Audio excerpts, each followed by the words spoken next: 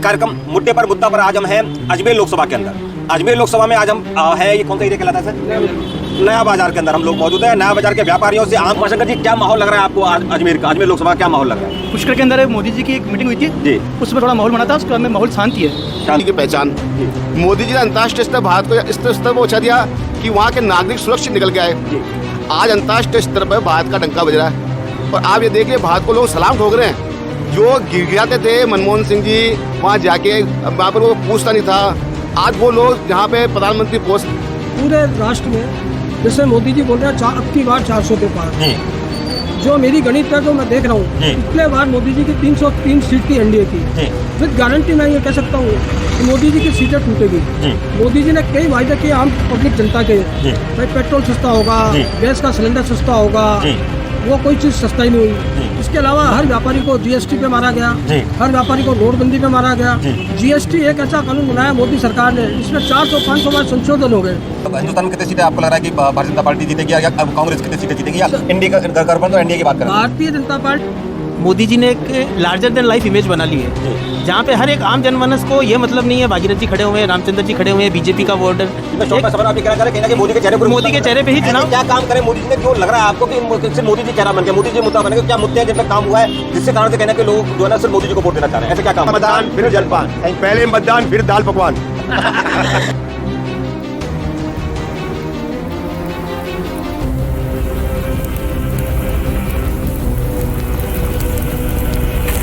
नमस्कार, मैं जितेंद्र गोयल, गैगनर भारत में आप सभी का स्वागत है। आज हमारे कार्यक्रम मुद्दे पर मुद्दा पर आज हम हैं अजमेर लोकसभा के अंदर। अजमेर लोकसभा में आज हम है, ये कौन सा एरिया कहलाता है सर? नया बाजार के अंदर हम लोग मौजूद हैं। नया बाजार के व्यापारियों से, आम जन से बात करेंगे अजमेर के मुद्दों को लेकर कि आखिर अजमेर जो लोकसभा चुनाव है किन मुद्दों को लेकर लड़ा जा रहा है, पिछले वर्षों में क्या किन मुद्दों पर काम हुआ है, किन मुद्दों पर आगामी वर्षों में अजमेर लोकसभा के लोग चाहते हैं किन मुद्दों पर काम हो, क्या यहाँ के मुद्दे हैं, किसकी हवा चल रही है, किसको अजमेर के लोग सांसद बनाना चाहते हैं, किसको देश का प्रधानमंत्री बनाना चाहते हैं, क्या यहाँ के लोकल मुद्दे हैं, क्या राष्ट्रीय मुद्दे हैं, इन पर बात करेंगे यहाँ के व्यापारियों से और आम जन से, जानेंगे क्या माहौल है। तो सर सबसे पहले तो क्या शुभ नाम है आपका? उमा शंकर नाम है। उमा शंकर जी, क्या माहौल लग रहा है आपको आज अजमेर का, अजमेर लोकसभा का क्या माहौल लग रहा है? अभी तो चुनाव का कोई चर्चा हो नहीं रही है जी, तो कोई माहौल दिख नहीं रहा है जी। पुष्कर के अंदर मोदी जी की एक मीटिंग हुई थी जी, उसमें थोड़ा माहौल बना था, उसके में माहौल शांति है। शांति है। क्या लग रहा है क्या मुद्दे यहाँ पर हावी हैं? कोई हवा या लहर आपको दिखाई दे रही हो? भागीरथ जी तो मोदी जी के चेहरे पर लड़ रहे हैं, भागीरथ जी मोदी जी के चेहरे पे लग रहे हैं। उनका तो कोई काम देखने को मिला नहीं यहाँ पे जी, और तो मोदी जी के चेहरे के भरोसे ही यहाँ पे लड़ रहे हैं। जी, क्या लग रहा है सर, क्या माहौल है? माइक ले लें आप हाथ में आराम से। जी, क्या माहौल है? देखिए साहब, ऐसा है, ये चुनाव क्या देश के प्रधान सेवक का चुनाव है। जी, आप ये देखिए, जब रूस और यूक्रेन का युद्ध हुआ जी, तो भारतीय नागरिकों की गाड़ी रोकी नहीं गई। जी, जिस गाड़ी के आगे झंडा लगा हुआ था भारत का, उस गाड़ी को किसी ने नहीं रोका वहाँ पे, जी, और वहाँ से नागरिक सुरक्षित निकल के आए। जी, इसका कारण क्या? अंतर्राष्ट्रीय स्तर पर मोदी जी की पहचान। जी, मोदी जी ने अंतर्राष्ट्रीय स्तर भारत को इस स्तर पर पहुंचा दिया कि वहाँ के नागरिक सुरक्षित निकल के आए। जी। आज अंतर्राष्ट्रीय स्तर पर भारत का डंका बज रहा है और आप ये देख लिए भारत को लोग सलाम ठोक रहे हैं। जो गिड़गिड़ाते थे मनमोहन सिंह जी वहाँ जाके, वहाँ पर वो पूछता नहीं था, आज वो लोग जहाँ पे प्रधानमंत्री पहुँचते हैं और वहाँ के प्रधान सेवक उनकी अगुवाई करते हैं। यहाँ तक कि मैंने एक वीडियो देखा, वहाँ उस देश का प्रधान सेवक पैर छू रहा था और पैर छू कर उनका अपना स्वागत कर रहा था। तो मेरे को बड़ा आश्चर्य हुआ, मैं ये कौन सी बात हो रही है? कैसा ये मोदी जी का नाम है, मोदी का डंका है साहब देश भर में। तो ये चुनाव क्या है? प्रधान सेवक का चुनाव है और यहाँ का जो प्रत्याशी है जो प्रधान सेवक के चुनाव के उस पर लड़ा जा रहा है और देश में मोदी जी की लहर चल रही है। जी, इनको लग रहा है, क्या शुभ नाम? आपने नाम नहीं बताया। महेश शर्मा। महेश शर्मा जी को लग रहा है कि मोदी जी की लहर रही, क्या लग रहा है आपको? आराम से माइक पकड़ लें आपने।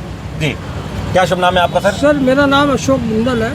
जी, अशोक जी, क्या लग रहा है, क्या माहौल लग रहा है आपको? सर माहौल पूरे राष्ट्र में जैसे मोदी जी बोल रहे हैं अब की बार 400 के पार, जी, जो मेरी गणित है जो मैं देख रहा हूँ, पिछले बार मोदी जी की 303 सीट थी एनडीए की। जी, विद गारंटी मैं ये कह सकता हूँ कि मोदी जी की सीटें टूटेगी। जी, मोदी जी ने कई वायदे किए आम पब्लिक जनता के, जी, भाई पेट्रोल सस्ता होगा, गैस का सिलेंडर सस्ता होगा, वो कोई चीज़ सस्ता ही नहीं हुई। जी इसके अलावा हर व्यापारी को जीएसटी पे मारा गया, जी हर व्यापारी को नोटबंदी पे मारा गया। जी जीएसटी एक ऐसा कानून बनाया मोदी सरकार ने जिसमें 400-500 बार संशोधन हो गए। ना तो जीएसटी के अधिकारियों को पूरा मालूम है उस पूरे संशोधन के मामले में, ना व्यापारी समझ पाया। और जो भी आज देश की स्थिति चल रही है, आम जनता ये बोलती है या हमारे मोदी भगत ये बोलते हैं या हमारे बीजेपी के भाई लोग ये बोलते हैं कि मोदी जी ने पूरे वर्ल्ड में नाम पुजाया। मानता हूँ पूरे वर्ल्ड में मोदी जी की पहचान है, तो उससे ज़्यादा पहचान कांग्रेस की इंदिरा गांधी की थी, जिसको आयरन लेडी के नाम से फेमस हुई। इंदिरा गांधी का मुकाबला तो मोदी जी को करने में बरसों और चाहिए। अच्छा और रही अजमेर लोकसभा क्षेत्र की बात, हमारे जो सांसद अभी खड़े हुए हैं, एक तो रामचंद्र जी चौधरी, एक भागीरथ जी चौधरी।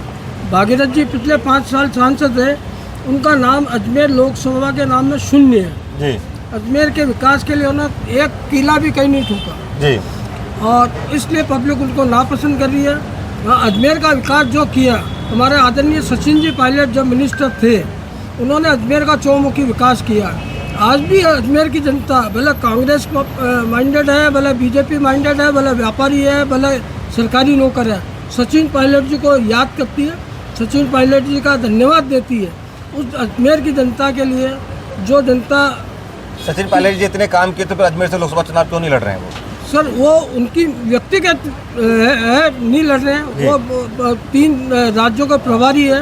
हार का डर तो था कहीं ना कहीं। नहीं ऐसा हार का डर नहीं था सचिन पायलट जी को। सचिन पायलट जी को 3 स्टेट मिले हैं, तो राजस्थान संभालने सारे स्टेट संभालने। वो हमारे स्टार प्रचारक हैं, इसलिए वो मैदान में लड़ रहे हैं। सचिन पायलट जी अब के आते हैं तो भागीरथ जी की जमानत भी जब करवा सकते थे, वो कोई बड़ी बात क्या नहीं। अनुमान है हिंदुस्तान में कितनी सीटें आपको लग रहा है कि भारतीय जनता पार्टी जीतेगी या कांग्रेस कितनी सीटें जीतेगी या एनडीए का गठबंधन? तो एनडीए की बात करें, भारतीय जनता पार्टी एनडीए मिलकर 270-80 सीट से ऊपर नहीं आई। अगला प्रधानमंत्री मोदी होंगे आप मान के चलो? ये कुछ नहीं कह सकते। अगर बीजेपी की सीटें कम हुई, आप भी स्वीकार आएगा तो मोदी स्वीकार कर रहे हैं? नहीं स्वीकार नहीं कर रहा। 270 आएगी तो सरकार बन जाएगी ना? नहीं तो अगर बीजेपी की सीटें 250 से कम हो गई। जी चलिए मैं अगले क्वेश्चन पे आपके पास आता हूँ दोबारा। सबसे पहले एक बार राय ले लेते हैं। जी बताइए, क्या माहौल लग रहा है आपको जो है अजमेर के अंदर?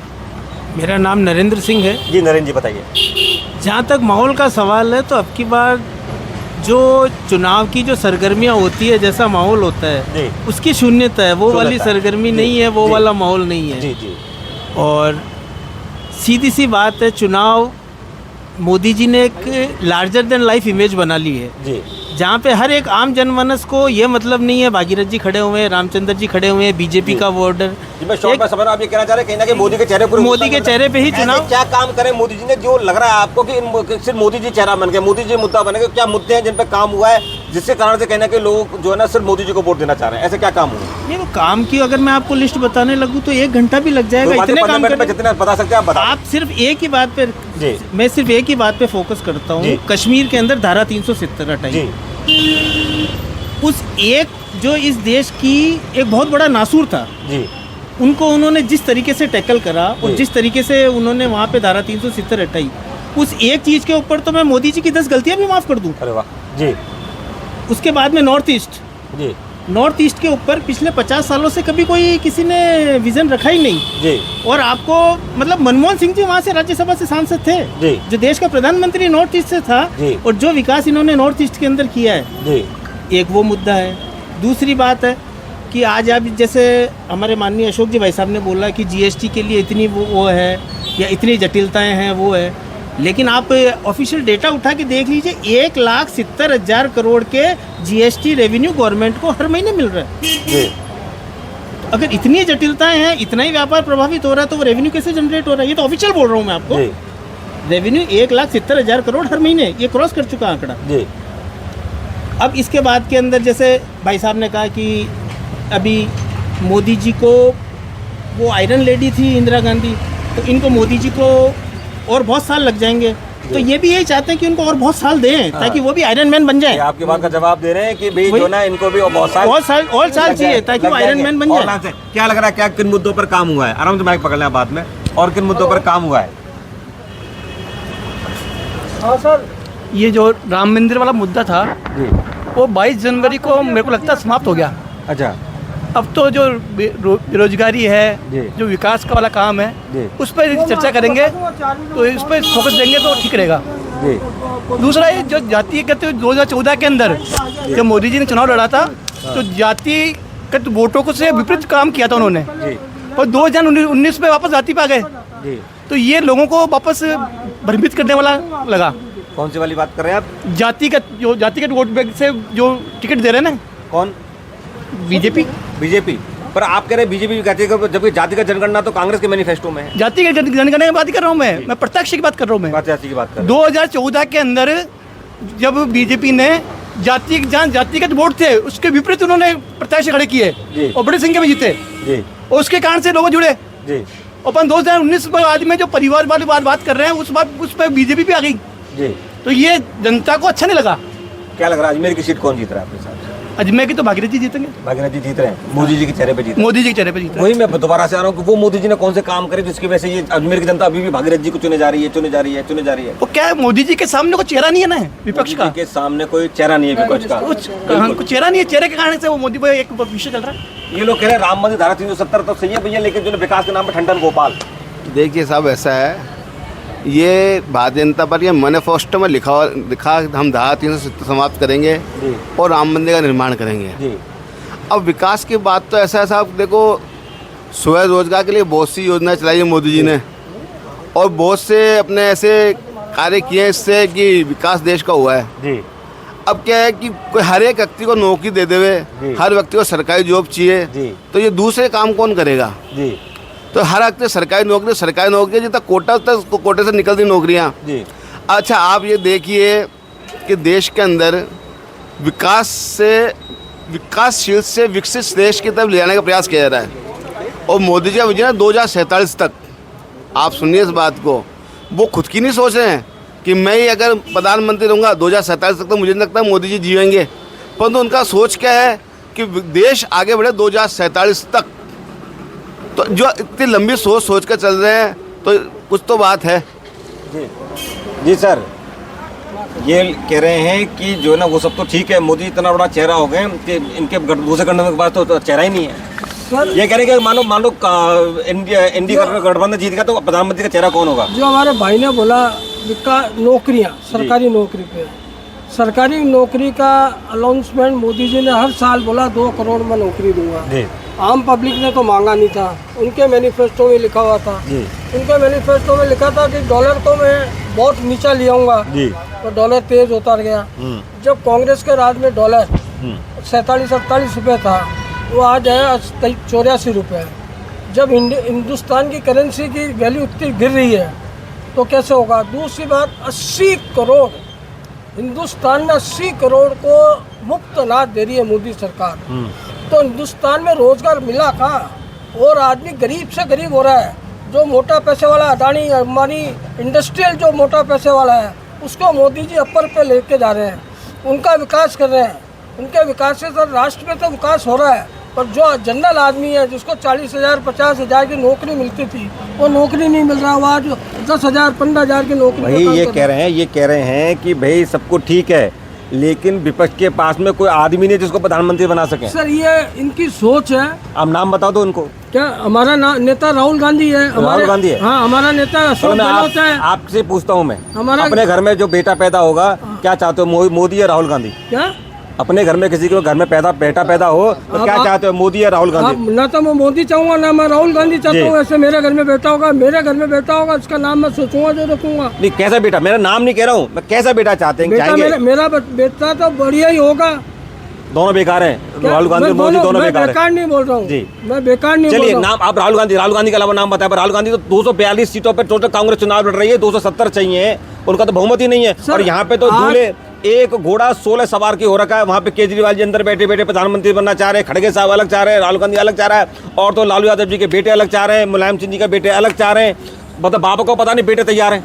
सब प्रधानमंत्री बनना तो मैं भी चाहता हूँ, मेरे चाहने से क्या होगा? फिर भी कौन बनेगा? मेरे चाहने से क्या होगा? अगर एनडीए गवर्नमेंट की सरकार इंडिया जो बनी है जी, उसमें जो सर्वसम्मति से पास होगा वो प्रधानमंत्री बनेगा जी। और रही आप कह रहे हो चेहरे नहीं है जी। आज कांग्रेस के जितने नेता जी बीजेपी ने ज्वाइन किया, 150 सांसद के टिकट मोदी जी ने उनको ही दिए हैं। जी कांग्रेस से निकल के जो बीजेपी में गए हाँ 160 होंगे, 160 सांसद के टिकट उनको ही दिए। कांग्रेस में है तो भ्रष्टाचारी है, और कांग्रेस से निकल के मोदी जी का नाम में ला लिया तो शुद्ध है। आज अरविंद केजरीवाल को आप करो भ्रष्ट है, वो तो सुप्रीम कोर्ट डिसाइड करेगा भ्रष्ट है नहीं है। नहीं मैं नहीं कहा कि केजरीवाल जी भ्रष्ट है, मैंने नहीं तो आप कहा ही नहीं कह रहा जी। हूँ, तो मोदी जी है जो आम चर्चा है। नहीं अभी आपने ये कहा कि 150 लोग जो है ना कांग्रेस के बीजेपी छोड़ के चले गए, हाँ। इसका मतलब उनको ये उम्मीद थी कि कांग्रेस के टिकट से तो नहीं जीतेंगे, वो बीजेपी के टिकट लेने पहुंच गए। ना ना, मोदी जी के पास जो मोदी जी कहते थे कांग्रेस मुक्त भारत करूंगा, जी। अब बीजेपी में कांग्रेस युक्त हो गई है, बीजेपी कांग्रेस युक्त हो गई होती जा रही है, है। और धीरे धीरे यही होगा, बिल्कुल यही होगा। कोटा हाँ, में मोदी जी- कोटा में गुंजल जी ने ज्वाइन करा तो कहीं ना कहीं वहाँ पे कांग्रेस बीजेपी युक्त हो गई आपके हिसाब से। हाँ वो तो दोनों मिली है, मिली है। हाँ मिली है, बिल्कुल। गुंजल जी है। पर कांग्रेस ने तो बीजेपी के 2-4 सताए लिए आए 2-4। पर कांग्रेस के तो प्रेशर देके भ्रष्टाचार का आरोप लगा के उसको बीजेपी में लिया, जी। जैसे चौहान महाराष्ट्र में लिया, जी उनको लिया महाराष्ट्र में, तो महाराष्ट्र में ये हुआ कि शरद पवार जी के जो भतीजे थे अजीत पवार, जी। उनको लिया। अजीत पवार पर पहले तो इतना आरोप था, जो बीजेपी ज्वाइन करते हैं उनका भ्रष्टाचार, वाशिंगटन में भ्रष्टाचार भी धुल गया और वो वहाँ के वो बन गए सांसद की। ये कह रहे ये तो मशीन है भैया, बीजेपी का मशीन हो गई, मशीन हो गई। लाओ लोगों को और जो ना वो कर दो। नहीं तो एक बात बताइए कि अगर वो करप्ट थे जी तो उन्होंने करप्शन कौन से शासनकाल में किया? अच्छा। मतलब इसका मतलब वो करप्ट थे, जी। 1 मिनट के लिए इनकी बात मान लेते हैं कि वो करप्ट थे जी। और यहाँ आके साफ हुए। जी। अगर उन्होंने करप्शन किया तो कांग्रेस में रहते हुए किया, जी तो इसका मतलब करप्शन तो हुआ है। जी अब रहा सवाल कि वो यहाँ आने के बाद में पाक साफ हुए, तो ये तो कोर्ट और वो जज करेंगे कि उनके ऊपर क्या आरोप है, क्या प्रत्यारोप है, क्या है। लेकिन अगर इनकी बात को मानते हैं कि वो करप्ट थे, तो वो तो कांग्रेस में रहते हुए करप्ट थे। जी और अब जो इनके बचे हुए हैं वो अभी नहीं हुए, इसका मतलब वो पाक साफ है। जो हमारे पास आ गए, बीजेपी के पास आ गए, वो पाक साफ, मतलब वो तो साफ हो गए, तो इसका मतलब वो भी तो अभी ऐसे भी तो हो सकते हैं जो वहाँ करप्ट हुए। क्या लगता है कितनी सीटें जो है ना भारतीय जनता पार्टी या एनडी गवर्नमेंट और एनडी गवर्नमेंट कितनी सीटें हिंदुस्तान के अंदर जीतेंगे, आपका अनुमान नहीं, क्या है? बीजेपी है जहाँ तक 300 से 325 सीटें जीत पाएगी, इंडिविजुअल बीजेपी। मतलब आपको लगता है प्रधानमंत्री मोदी जी बनेंगे? नहीं, उसमें तो कोई डाउट ही नहीं है, कोई डाउट ही नहीं। उसमें तो कोई डाउट ही नहीं है, उसमें तो ये भी मान रहे हैं कि हाँ आएगा, तो नहीं, नहीं मान रहे, ये नहीं मान ये तो रहे, ये तो देश में सवाल होना ही नहीं चाहिए कि प्रधानमंत्री कौन ये तो कह बनेगा। रहे हैं, सवाल ही नहीं होना हाँ चाहिए। वो ये इनकी विचारधारा है, जी। उसमें कोई तकलीफ नहीं है। तो मैं ये नहीं मान रहा हूँ कि प्रधानमंत्री मोदी जी बनेंगे। अच्छा। और बीजेपी के जो बोल रहे 300-325 सीटें बने आएगी, जी। तो बीजेपी ने 325 तो कैंडिडेट ही खड़े नहीं किए, कैसे आ जाएंगे? नहीं आएंगे। ये ज्यादा है, ज्यादा कैंडिडेट है एनडीए 7 में था, नहीं, 400, सॉरी मेरी गलती हो गई, बीजेपी है, बिल्कुल है। सॉरी जी। चलो अच्छा, अब जहाँ तक हमारे उमा शंकर जी भाई साहब ने बोला कि जातिगत वाली बात है कि जातिगत पे बीजेपी आ गए, तो मैं आपको एक बात बताऊं, आप बीजेपी या कांग्रेस को बिल्कुल साइडलाइन कर दीजिए, पार्टी पॉलिटिक्स से बिल्कुल हटा दीजिए। आप तटस्थ होकर सोचिए, इस देश के अंदर 90% टिकट जातिगत आधार पे ही दिए जाते हैं, चाहे बीजेपी हो चाहे कांग्रेस हो। हमेशा जो जिनको टिकट दिए जाते हैं उनका यही देखा जाता है कि वो किस जाति के हैं और उस क्षेत्र के अंदर उस जाति की कितनी बहुलता है। या फैक्ट मान के चलिए, चाहे बीजेपी हो चाहे कांग्रेस हो, 95% टिकट जो हैं वो सिर्फ जाति के आधार पर ही दिए जाते हैं। जी बार बार जो है एक बात कही जा रही है कि कहीं ना कहीं 400 पार या मोदी जी आएंगे नहीं आएंगे, लेकिन चले ये मुद्दे भी थे जिन पे काम हुआ। क्या लग रहा है आपको, किन मुद्दों पर अगले 5 साल में देश के अंदर काम होना चाहिए? देखिए साहब, मूल रूप से तो जो बेरोजगारी समस्या है, अभी मेरे दोस्त मित्र ने बताया 2 करोड़ मोदी जी ने नौकरी का वादा किया था, हो सकता है पूरा नहीं हो पाएगा, मैनिफेस्टो में दिया होगा जो। तो मूल तो मैं ये समझता हूँ बेरोजगारी के ऊपर ध्यान देना चाहिए और बेरोजगारी के लिए कुछ करना चाहिए, अपने नई नौकरियाँ नई सृजन करने चाहिए पदों का। दूसरी बात क्या है कि हमारे देश के अंदर अभी ये एक बहुत बड़ी बात हो रही है कि वरिष्ठ नागरिकों का सम्मान नहीं हो रहा, वरिष्ठ नागरिकों को रेल यात्रा फ्री नहीं हो रही है, मुफ्त नहीं हो रही है। तो मोदी सरकार को वरिष्ठ नागरिकों जो पहले योजना थी, मैं सराहना करूंगा उसकी, कि वरिष्ठ नागरिकों को मुफ्त रेल यात्रा होती थी, उनको रेल के अंदर टिकट मिलते थे, वो यात्रा करते थे। तो ये योजना होनी चाहिए, जो वरिष्ठ नागरिक होते हैं उनके लिए भी कुछ न कुछ विचार होना चाहिए। दूसरा, महिला सशक्तिकरण की बात करते हैं हम, साहब महिला सशक्तिकरण है, महिला सशक्तिकरण है, तो मैं पूछता हूँ महिला सशक्तिकरण भी क्या है? कितने मंत्रियों को महिला बनाते हैं?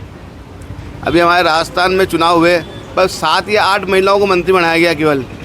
तो मैं कहूँ केंद्र के अंदर महिलाओं को मंत्री बनाने के लिए भी मोदी जी को विचार करना चाहिए। टिकट दिए तो उनको महिलाओं को मंत्री बनाया जाए और अपने कैबिनेट में शामिल किया जाए, और बाकी तो सब बातें हैं ही। क्या लग रहा है किन मुद्दों पर अगले 5 साल में काम होना चाहिए? जी भैया, किन मुद्दों पर अगले 5 साल में काम होना चाहिए? सर सबसे बड़ा मुद्दा तो ये है कि हमारे जो जवान बच्चे हैं जी उनको कोई ना कोई कमाई करने का साधन मिलना चाहिए। जी सरकार को नौकरी देवे सरकार या कुछ देवे। दूसरा मुद्दा है देश की जो 80 करोड़ जनसंख्या है जिसको आप फ्री राशन दे रहे हैं, जी उनको ऐसा दिन आना चाहिए कि हमारे वो गरीब मजदूर हैं, उनको 80 करोड़ जनता को, भले सरकार कांग्रेस की बनो, इंडिया की बनो, बीजेपी की बनो, किसी की भी बनो सरकार, उन 80 करोड़ जनता में से 10 करोड़ जनता को ही हाथ फैलाना पड़े, ये होना चाहिए।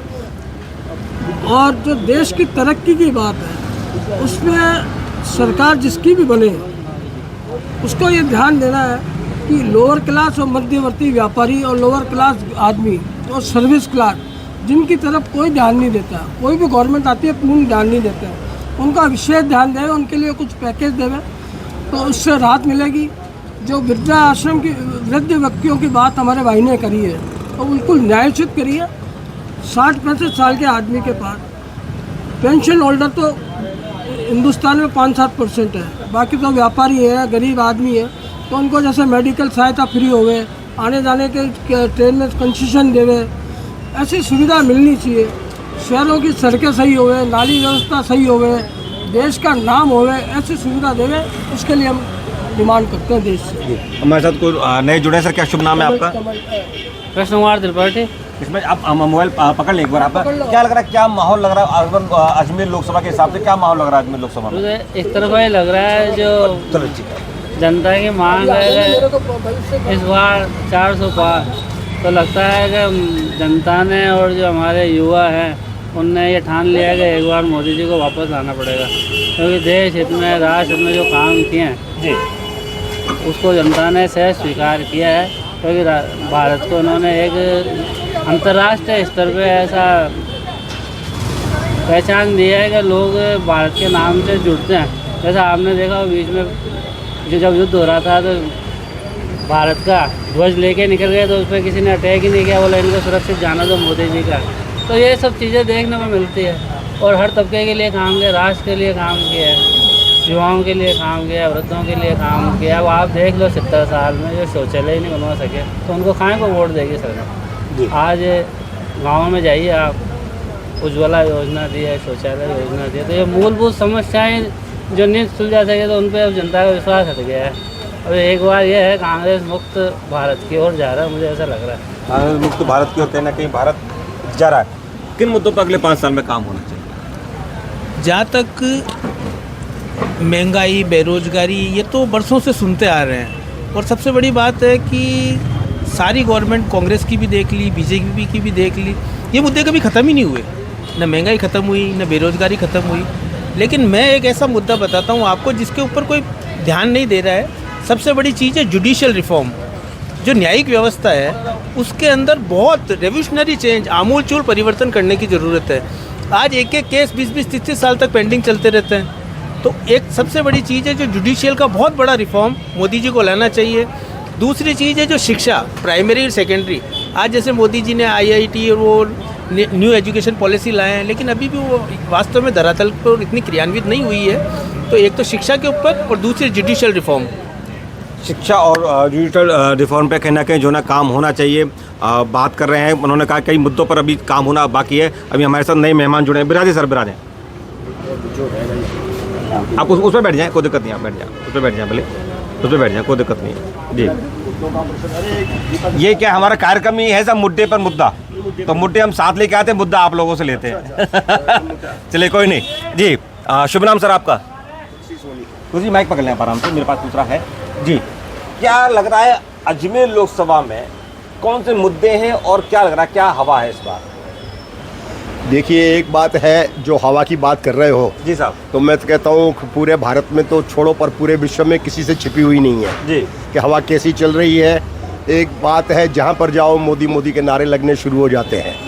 निश्चित रूप से हालांकि कई लोग कहते हैं ये दिखावा है, हो सकता है, लेकिन एक बात है, मैं तो ये कहता हूँ कि जो मोदी जी ने आने के बाद में जो काम किए हैं और भारत का नाम जो पूरे विश्व में एक अग्रिम पंक्तियों में आके खड़ा हुआ है, मैं समझता हूँ आज से पहले 70 साल में कभी ऐसा हुआ नहीं।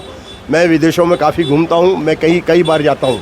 पहले ज़माने में हम जाते थे तो हम बोलते थे भारतीय कहते हुए या इंडियन कहते हुए इंडी यूँ कर करके वो अपना मुंह बनाते थे, और आज हम जाते हैं इंडियन यस कम सिट, मतलब ऐसा कर करके मैं कहता हूँ विश्व में पूरा जो भारत का एक वर्चस्व है और जो एक मैं तो कहता हूँ गुरु बनने जो जा रहा है वो इस मोदी जी के सानिध्य में हो रहा है। बाकी जैसे स्थानीय मुद्दे हैं, कई मुद्दे होते हैं अपने अजमेर का, जैसे आपने तो अजमेर का प्रश्न किया, मैं तो पूरे विश्व में आ गया। अजमेर का विषय किया आपने, निश्चित रूप से अजमेर में जो है कुछ कमियां रही है, लेकिन एक बात है, इस विधानसभा के बाद में कई चीज़ें जो है उसमें सुधार आया है। जैसे पानी का कहे, पानी की लाइनें जो है नई पड़ रही है उसके बाद में कई शिक्षा के क्षेत्र में भी काम हो रहे हैं। कहीं अपने देखिए कई गाँवों में आप देखेंगे तो शौचालय नहीं थे, औरतें जो है बेचारी रात होने की इंतज़ार करती थी या सुबह जल्दी उठ करके चली जाती थी। उनके लिए इतनी सुविधाएं हो गई है। जो बूढ़ी अम्माएँ फूंक करके और चूल्हा जलाती थी, उनको जो है गैस जो है कितना फ्री मिला है। मतलब ऐसे कर करके देखेंगे तो मुद्दे इतने सकारात्मक में हुए हैं, मैं कहता हूँ आज दिन तक इतने मुद्दे कभी नहीं हुए हैं। तो एक बात है कि जो अजमेर की स्थिति में काफ़ी सुधार आया है इस विधानसभा के बाद में, तो और भी सुधार आएगा। और निश्चित रूप से अगर मोदी के हाथ में यह देश जाएगा तो उसके जो नीचे काम करने वाले, जो यहाँ का अपना MP बनेगा, निश्चित रूप से वो भी काम करेगा और उसी मुद्दों पे काम करेगा। और वो मुद्दे जो है सब पे भारत के जितने भी भारतवासी हैं, अजमेर वासी है, सबके हाथ में आएंगे और सबको उतना ही लाभ मिलेगा। इतना ही मेरा कहना है। क्या लग रहा है, बार बार कहा जा रहा है मोदी जी द्वारा कि भाई इस बार 400 पार, ठीक है ना, मुझे नहीं पता क्या सीटें रहेंगी, लेकिन ये साथ में दो बातें कही जा रही है मोदी जी द्वारा और अमित शाह जी द्वारा कि ये मेरे ऐतिहासिक फैसले की घड़ी है, अगले 5 साल ऐतिहासिक निर्णय के हैं। क्या ऐतिहासिक फैसले हो सकते हैं? नहीं, ऐतिहासिक फैसले तो देखिए ना, जो हारे हैं, जो इनके आ रहे हैं ऐतिहासिक फैसले, अब खुल करके कहना तो ठीक नहीं है, पर एक बात है, 370 धारा हटी, क्यों हटी, कैसे हटी, क्या हटी, सबको मालूम है। और इसके बाद में इस देश की परिस्थितियाँ क्या रहेगी। और जो मैं अगर कोई बात बोलूँगा तो सांप्रदायिक बात बोलेंगे। एक बात है, कहीं पर भी अगर कोई दूसरा संप्रदाय है, जहाँ पर भी है, वहाँ पर कितने दंगे होते हैं, अपने से छिपे हुए नहीं हैं। आप देख रहे हैं बंगाल में या इधर अपने जो क्षेत्र है वहाँ पर देख लीजिए किस प्रकार से होते हैं, और वहाँ पर हिंदू कितने दब कर के रहते हैं। तो एक बात है, उसमें भी काफ़ी सुधार आएगा। अब जैसे मैं कहता हूँ उत्तर प्रदेश में देखिए, जो उत्तर प्रदेश के वासियों से, जैसे आप जैसे बंधु हमारे बाइट लेने जाते हैं तो वहाँ पर कितना बदलाव उनको मिलता है। कहते थे पहले हमारी औरतें 6 बजे से बाद में निकली नहीं थी, और आज वहाँ पर घूम रहे हैं, सब कर रहे हैं। और उसने तो कह दिया कि जो भी बदमाशी करेगा, जो लड़की को छेड़ेगा, इस चौराहे से वहाँ तक जाएगा तो राम राम सत्य बोलेगा।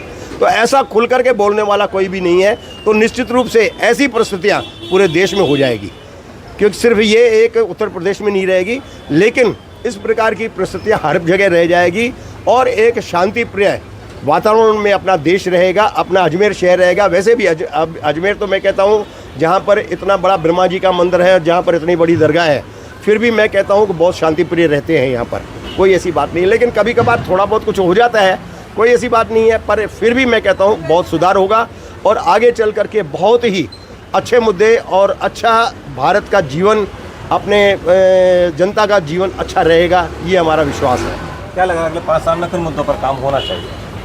देखो, एक बहुत 500-700 साल पहले एक चाणक्य ने नीति गई थी जी, न च राष्ट्र यस्मिन् राष्ट्रे नीति नास्ति। जिस राष्ट्र में कोई नीति नहीं होती है वो राष्ट्र नहीं होता। तो अब तक हमने यही देखा, लेकिन जब से ये भारतीय जनता पार्टी या राज आया, ये क्या काम करते हैं। इन्होंने पहले जब 2 या 3 सीटें हमारे की थी, जब भी ये कहते थे हम एक प्रधान एक निशान और एक विधान के लिए निशान पे काम करेंगे, तो उस पर ये काम कर रहे हैं। इनका क्या है, सेट है मामला। अब आप सोच रहे हैं कि 400 पार ये ऐसे ही नहीं कह रहे हैं। इसके पीछे एक बहुत बड़ा लॉजिक है।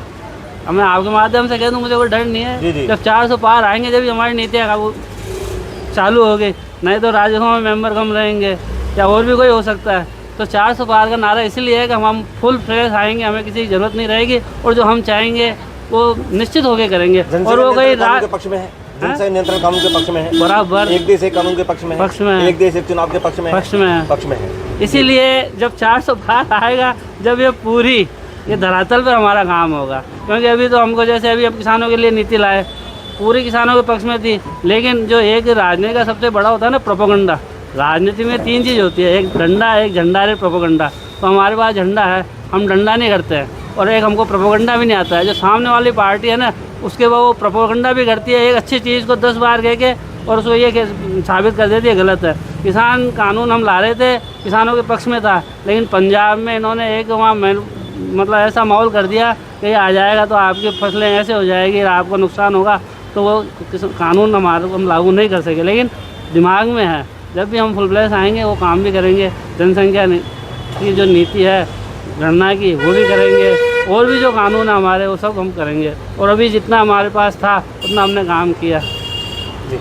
आपसे एक बार जरूर चर्चा करेंगे, आप बार बार माइक को कहीं जो ना नहीं आ रहे दोबारा, किन मुद्दों पे 5 साल में काम होना चाहिए?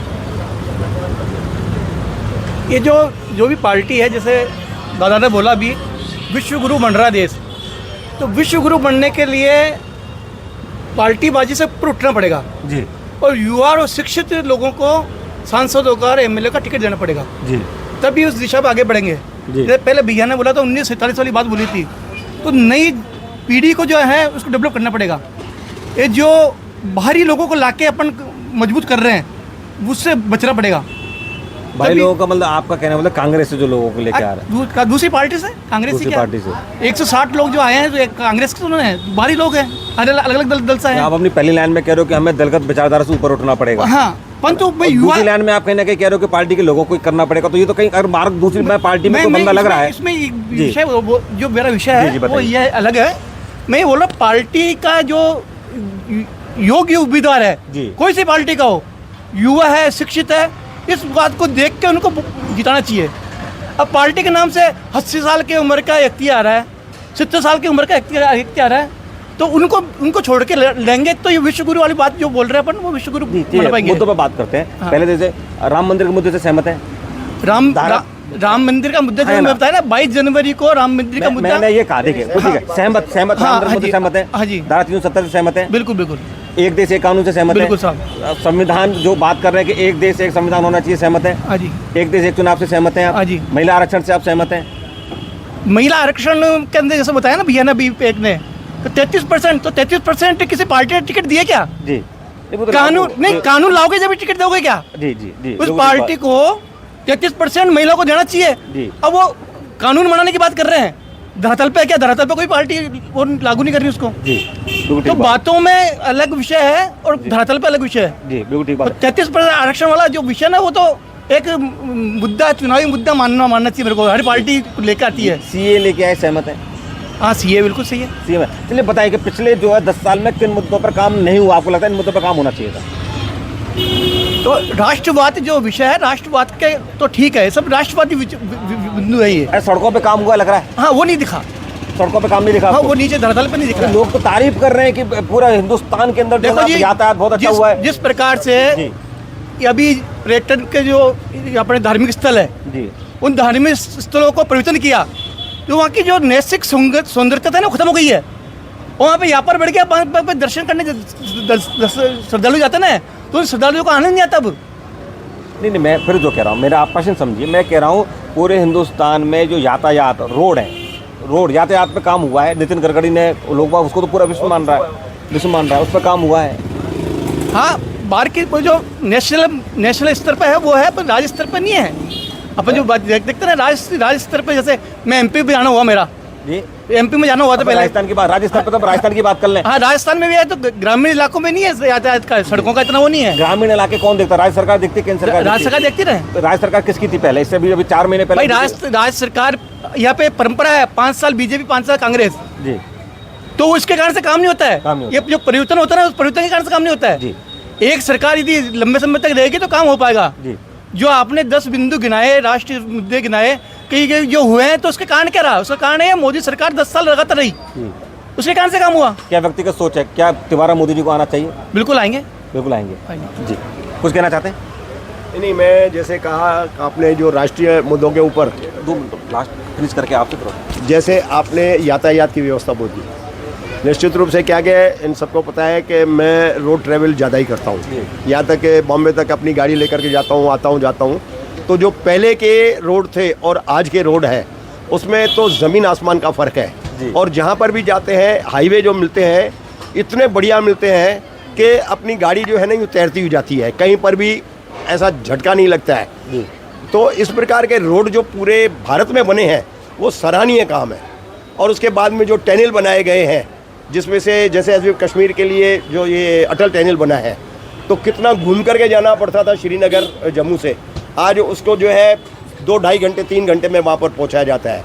तो ऐसे कर करके जो सड़कों का मुद्दा जो है तो वो पूरे भारत में एक जाल बिछ गया है और अभी भी इसकी योजनाएं हैं। दूसरी एक बात और बताऊं, जो आपको पता होगा, आज से पहले जब अटल बिहारी वाजपेयी थे तब एक मुद्दा आया था कि नदियों को जोड़ने का, वो मुद्दा अब वापस आ गया है।